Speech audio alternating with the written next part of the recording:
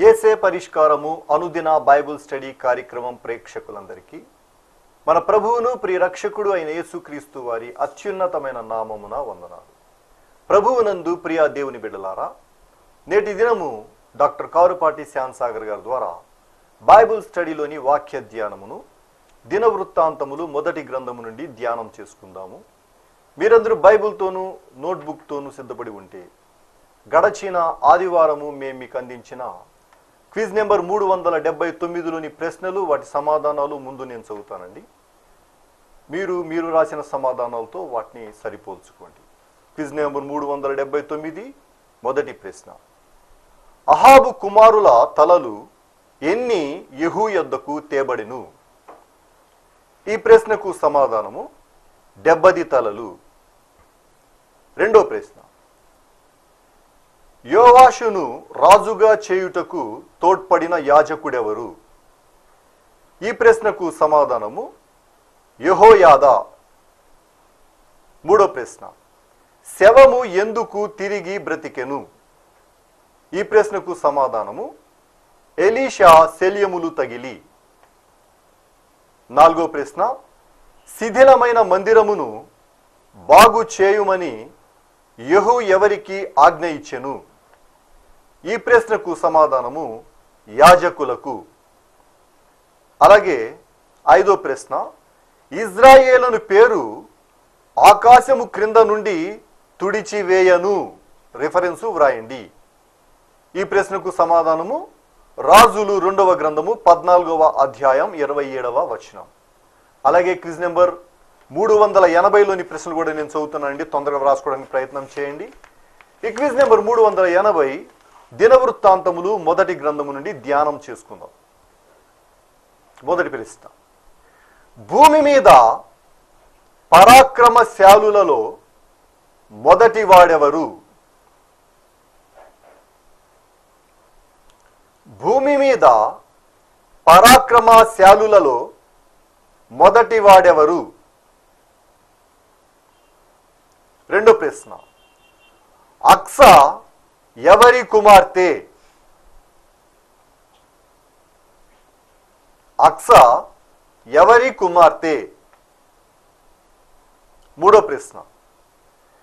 దావీదు యెరూషలేములో ఎన్ని సంవత్సరములు ఏలెను? దావీదు యెరూషలేములో ఎన్ని సంవత్సరములు ఏలెను? నాలుగో ప్రశ్న. ఎబ్బేజుకు తన తల్లి ఆ పేరేలా పెట్టెను?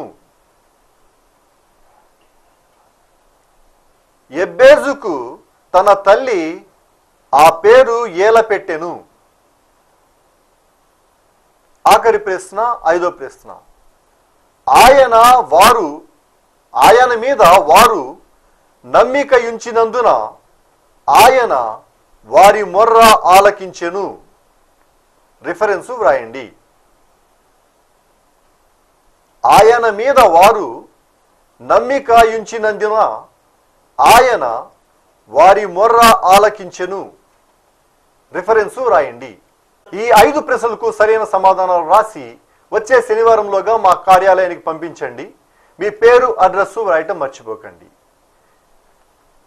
క్విజ్ నెంబర్ 379కి మాకు సమాధానాలు రాసిన వారు ఏలూరు పత్యబాద నుండి వై సరోజిని పమ్మి హన్నమ్మ, చాటపర్రు కాలనీ నుండి అరిగెల ఏలియా లలిత కుమారి, బోగోలు నుండి శానంపూడి వినయ్ ఎమ్మెల్యే, వెన్నవల్లివారిపేట నుండి బేతాళ దీవెనమ్మ, నవాబుపేట నుండి డీజే దీక్షితాబాయి, నాగన్నగూడెం నుండి జుజ్జవరపు రాజమణి తనగాల రమాదేవి, శనివారపేట నుండి బొకినాల జార్జిరాజు భారతి, భోగాపురం నుండి కనుమాల రత్నప్రసాద్, శాస్త్రినగర్ కాలనీ నుండి కొడవలి మోహన్ రావు, పోతునూరు నుండి లింగాల పద్మిని, వేగివాడ నుండి ఖమ్మం ప్రశాంతి, శాంతినగర్ నుండి M Jayaraj, Olivia Elizabeth, Praveen Kumar Thangaraj, airlines నుండి వి శిఖామణి, జి అనీషా, లంకపేట నుండి బి మరియమ్మ, ఇజ్రాయిల్పేట నుండి బి రాహేలు, డి నిర్మల, బాలయోగి వంతెన నుండి జె స్వర్ణ, మంచినీళ్ల తోట నుండి సిహెచ్ విజయలక్ష్మి, కె సమాధానమ్మ, కరుణమ్మ. మీ అందరికీ యేసే పరిష్కారం కార్యాలయం తరపున ధన్యవాదాలు తెలియజేసుకుంటూ ఉన్నామండి. మీరందరూ సిద్ధపడి ఉంటే డాక్టర్ కారుపాటి శ్యామసాగర్ గారు ప్రార్థన చేసి ఈ దినపు వాక్య పరిచర్య చేస్తారు. ప్రభువునందు ప్రియ దేవుని బిడ్డలారా, ఈ రాత్రి కాలపు వాక్య భాగం కొరకు సహకారాన్ని ఇస్తున్న కుటుంబం ఏలూరు పత్తెబాద వాస్తవ్యులు శ్రీమతి ఇందుపల్లి సుదర్శిని గారి జన్మదినం సందర్భంగా భర్త ఇందుపల్లి ప్రకాష్ కుమార్ గారు, డిఆర్ఓ మెదక్, మరియు కుమార్తెలు ఇందుపల్లి జెస్సీ సౌమ్య, ఇందుపల్లి యానీ ప్రీతి, ఇందుపల్లి క్రిస్టియానా కీర్తన గారు సహకారాన్ని ఇస్తున్నారు. దేవుడు ఈ కుటుంబాన్ని దీవించినట్లు ప్రార్థించండి. ప్రార్థన చేసుకుని వాక్య ధ్యానం ప్రారంభించుకుందాం. క్విజ్ రాసిన వారిని అభినందిస్తున్నాను. ప్రార్థన. మమ్మలను మిక్కిలిగా ప్రేమిస్తోన్న మా ప్రియ పరలోకపు తండ్రి, మీ పరిశుద్ధ గణనామమునకు వందనములు స్తోత్రములు చెల్లిస్తున్నాం.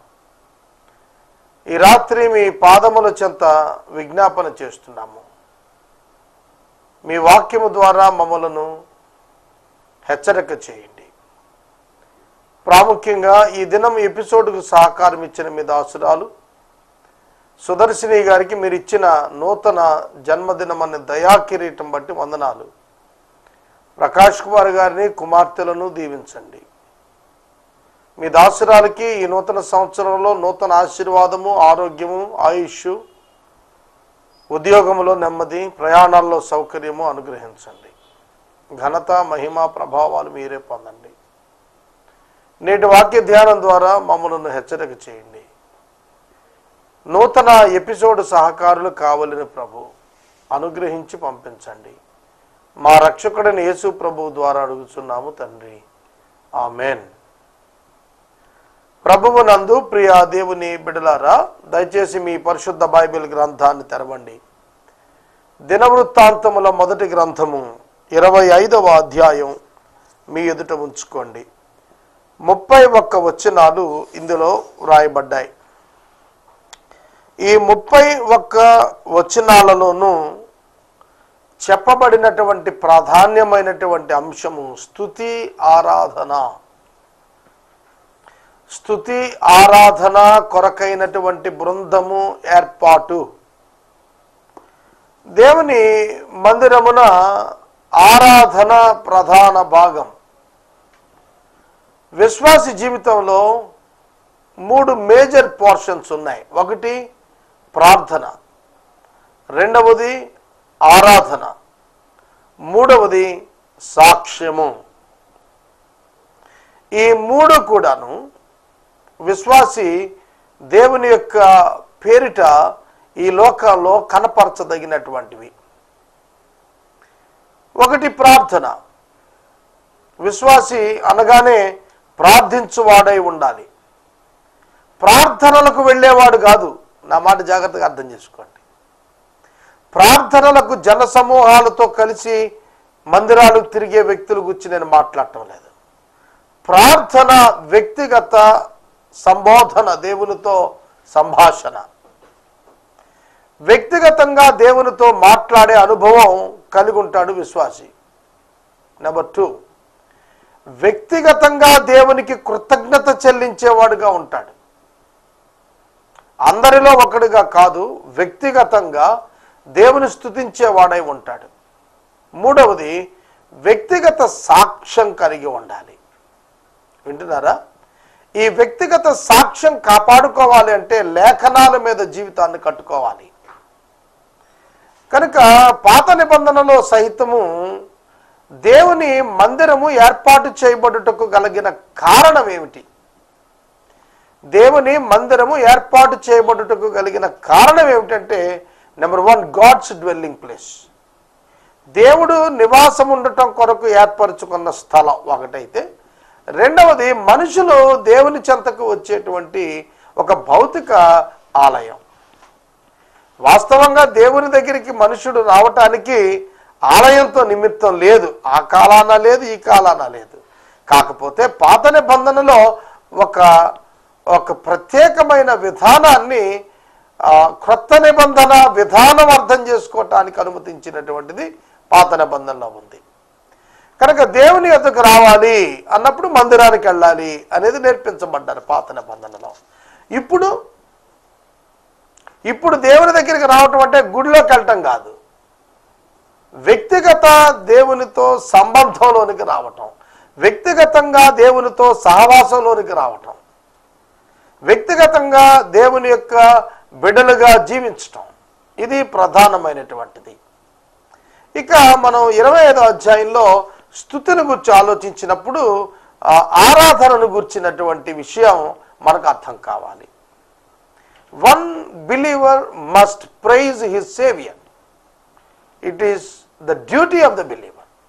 విశ్వాసి యొక్క విద్యుత్ ధర్మం ఏమిటంటే దేవుణ్ణి స్తుతించటమే. దేవుణ్ణి స్తుతించటం, ప్రార్థించటం, స్తుతించటం, ఈ రెండు కూడా ఒక నాణ్యానికి రెండు వైపులా ఎట్లా హెడ్ అండ్ టైల్ బొమ్మ బొరుసు ఉంటాయో అలాగే విశ్వాస యొక్క జీవితంలో ప్రార్థనా స్తుతి, స్తుతించేది దేవుడు చేసిన మేలును బట్టి, ప్రార్థన దేవుడు చేయబోయే మేలు కొరకై. కనుక మనం అర్థం చేసుకుందాం, ఇక్కడ స్తుతి కొరకైన ఒక గ్రూప్ ఆఫ్ పీపుల్ను ఏర్పాటు చేస్తున్నాడు. ఇప్పుడు మనం మందిరాల్లో క్వైర్స్ మెయింటైన్ చేస్తున్నాం కదా, వాటికి ఇదే బిబ్లికల్గా వీటిని చూసుకొని ఈ ప్రిన్సిపల్ బేస్డ్గానే మందిరాల్లో ఆరాధన కొరకైన గ్రూప్స్ని ఏర్పాటు చేయటం. చాలా సంఘాల్లో ఒక ప్రత్యేకమైనటువంటి గాయక బృందం నియమించబడి, వాయిద్యకారులతో సహా గాయక బృందం నియమించబడి కొనసాగుతూ ఉంటుంది. అంటే ప్రజలను దేవుని సన్నిధిలో ఆలోచింప చేయటానికి, ఆనందింప చేయటానికి, దేవునికి వచ్చిన విషయాలు అవగాహనలోనికి రావటానికి ఆ కోయిర్ ఉపకరిస్తుంది ఈ దినాన. కానీ ఆ రోజున ప్రజలు ఎదుట దేవుణ్ణి నిత్యం స్తుతించే ఒక టీం ఏర్పాటు చేయబడింది. ఇది ఎందుకు ఇట్లా ఏర్పాటు చేయబడింది? We need to know the truth first. ఏమిటంటే యెషయా గ్రంథం 6వ అధ్యాయంలో మొట్టమొదటి ప్యాసేజీ కొన్ని వచనాలు మనం చూస్తూ ఉన్నప్పుడు వ్రాసిన మాట, దేవదూతలు నిత్యము స్తుతిగానాలు చేస్తున్నారన్నాడు. వింటున్నారా? నిత్యము స్తుతిగానాలు. చదువుతాను, చూడండి. 3వ వచనం, వారు ఆ సైన్యములకు అధిపతియగు యెహోవా పరిశుద్ధుడు, పరిశుద్ధుడు, పరిశుద్ధుడు, సకల లోకము సర్వలోకము ఆయన మహిమతో నిండి ఉన్నది అని గొప్ప స్వరముతో గాన ప్రతిగానాలు చేస్తూ ఉన్నారు. వారి కంఠస్వరము వలన గడప కమ్ముల పునాదులు కదులుతూ మందిరము ధూమము చేత నిండి ఉన్నది. ఇక్కడ మనం అర్థం చేసుకుంటే నిత్యము దేవదూతలు దేవుని స్తుతిస్తూ ఉన్నారు. ఆ కంఠ స్వరాలకు గుమ్మాలు, కమ్మెలు కదిలిపోతున్నాయి అన్నాడు. అంతటి ప్రభావవంతమైనటువంటి ఆరాధన పరలోక రాజ్యంలో జరుగుతుంది. అందుకే దూతలు నిత్యం ప్రతిగానాలు చేస్తున్నారు కనుక విశ్వాసులు కూడా దేవుని స్తుతింపబద్ధులై ఉన్నారు.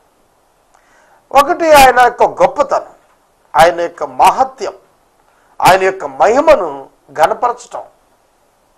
ఇది మనకు చాలా ఉత్తమమైనటువంటి మార్గం. స్తుతి చేయుట శోభస్కరం అన్నాడు విశ్వాసులకు. యథార్థవంతులంటే విశ్వాసులు. స్తుతి చేయుట యథార్థవంతులకు శోభస్కరం. విశ్వాసికి శోభ అంటే ఒక వెలుగు వంటిది. Easy to identify. శోభాయమానంగా అన్నప్పుడు చాలా ప్రభావవంతంగా, ఘనంగా, గొప్పగా, వెలుగులతో కూడినదిగా అని అర్థం వస్తుంది. కనుక విశ్వాసి యొక్క spiritual shining depends upon his worshipping God. దేవుని ఆరాధించటం మీద మన ఆధ్యాత్మిక శోభాయమానం ఏర్పడి ఉంటుంది, ఆధారపడి ఉంటుంది. కనుక స్తుతించబద్ధులమై ఉన్నాం, కృతజ్ఞత చెల్లించబద్ధులమై ఉన్నాం. ఇక నేను ఈ 31 వచనాలు చదివేస్తాను, ఎందుకంటే ఇందులో కేవలం ఎవరెవరు ఏర్పరచబడ్డారో అంతవరకే వ్రాసి ఉంది. ఇంపార్టెన్స్ ఆఫ్ వర్షిప్ నేను చెప్పాను. ఇప్పుడు మీకు దేవుని బిడ్డలు వర్షిప్ చేయాల్సిందే. దేవదూతలు చేస్తున్నారు, విశ్వాసులు చేయాలి.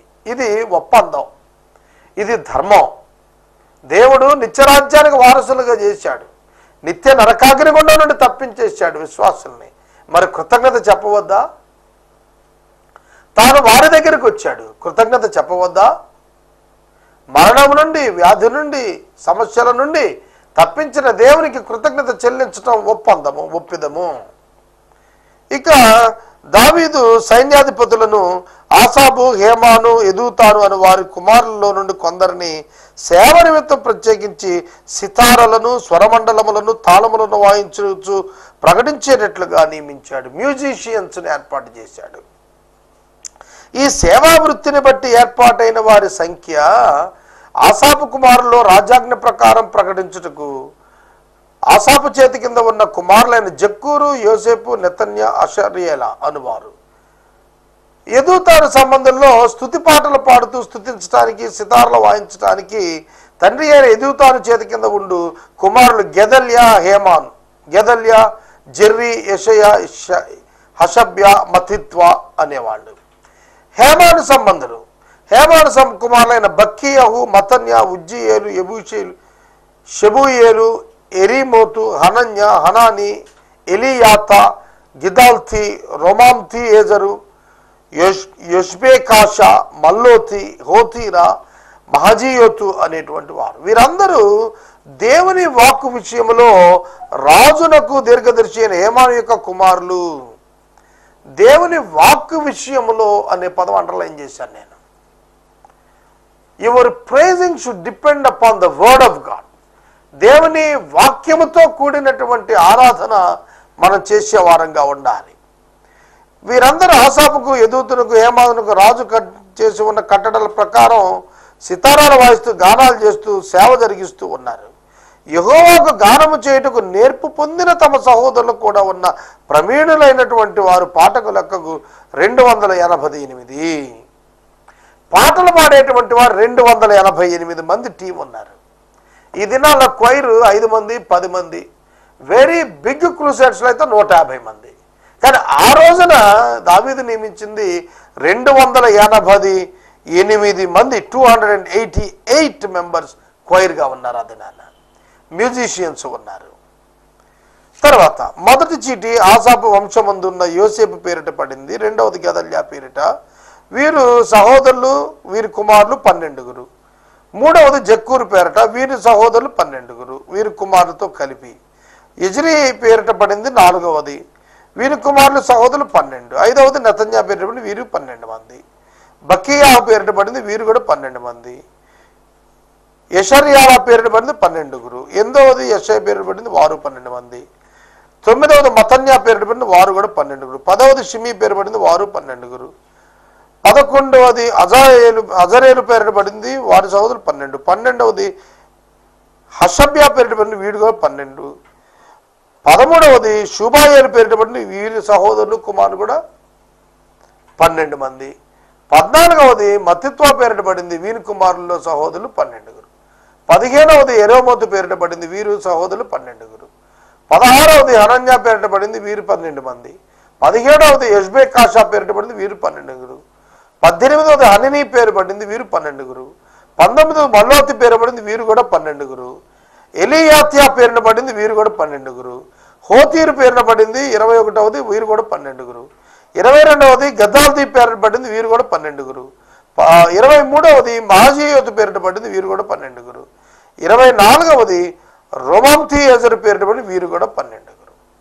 24 మంది, ఈచ్ గ్రూప్ 12 మెంబర్స్ చొప్పున ఉన్నదాన్ని 24 మందిని ఏర్పాటు చేశాడు. చీటీలు వేసి వీరిని ప్రత్యేకమైనటువంటి పాఠకులుగా నియమించడం జరిగింది.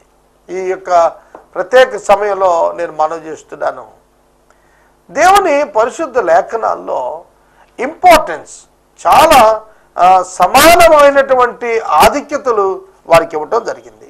ఇక 26వ అధ్యాయానికి వచ్చేటప్పటికి ద్వారపాలకుల విభాగం. ద్వారపాలకులు, మందిర ద్వారపాలకులు, టెంపుల్కి ఉన్నటువంటి గేట్స్ అన్నిట్లో సెక్యూరిటీ ఉండేటట్లుగాను, అన్ని కాపాడేటట్లుగాను ఉన్నటువంటి వారు కోరహు కుమారులలో కోరే కుమారుడైన మొషేలేమియా కోరహు సంతతివాడు. మోషే లేమియా కుమారులు ఎవరంటే జకర్యా పెద్దవాడు, ఎదియాయేలు రెండవవాడు, జబద్యా మూడవవాడు, యత్నీయేలు నాలుగవవాడు, ఏలాము ఐదవవాడు, యెహోహనా ఆరోవాడు, ఎలోయనై ఏడవవాడు. ఒబేదెదోము దేవుడు ఆశీర్వదించి అతనికి కుమారులను దయచేశాడు. వారెవరనగా ఓబేదెదోమును దేవుడు ఆశీర్వదించాడు. 3 నెలలు మందసం అతని ఇంట ఉన్నదన్నమాట. వారెవరంటే షమయ, యెహోజాబాదు, యోవాహు, షకారు, నెతనేలు, అమీయేలు, ఇషాకారు, పెయులెతై. వీరి కుమారులు షమయాకు పుట్టారు. వారు పరాక్రమశాలై తమ ఇంటి వారందరికీ పెద్దలుగా ఉన్నారు. సెక్యూరిటీ వింగ్ కనుక దేహదారుఢ్యం కలిగిన వారిని ఏర్పాటు చేశారన్నమాట. షమయ కుమారులు ఒత్ని, రఫాయేలు, ఓబెదు, ఎల్జబాదు, బలాఢ్యులైన అతని సహోదరులు ఎలుగు, సెమక్య. ఒబేదెదోము కుమారులు వీరి కుమారులు సహోదరులు 62. వారు తమ పని చేయట్లో మంచి గట్టివారు. They are strong. వర్క్ పరంగా స్ట్రాంగ్ బాడీస్ ఉన్న వారిని పెట్టారు ద్వారపాలకులుగా. తర్వాత మెషలేమియాకు పుట్టిన కుమారులు పరాక్రమశాలు వీరు 18 మంది. మెరారీయులలో హోసాను వారికి కలిగిన కుమారులు ఎవరనగా జ్యేష్ఠుడు షిమ్రి. జ్యేష్ఠుడు కాకపోయినా వారి తండ్రి చేత జ్యేష్ఠ భాగస్థుడిగా చేయబడిన వాడు.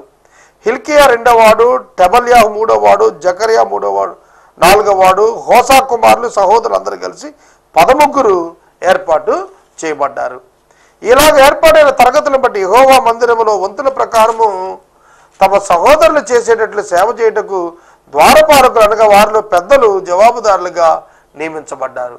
చిన్నలకేమి పెద్దలకేమి పితరుల ఇంటి వరుసను బట్టి ఒక్కొక్క ద్వారం వద్ద కావలి ఉండటానికి వారు చీట్లు వేసుకుని. చూడండి, డిస్ప్యూట్ రాకుండానట్లుగా చీట్లు వేసే కార్యక్రమం పరిశుద్ధ బైబిల్ గ్రంథంలో చాలా పర్యాయాలు రాసింది.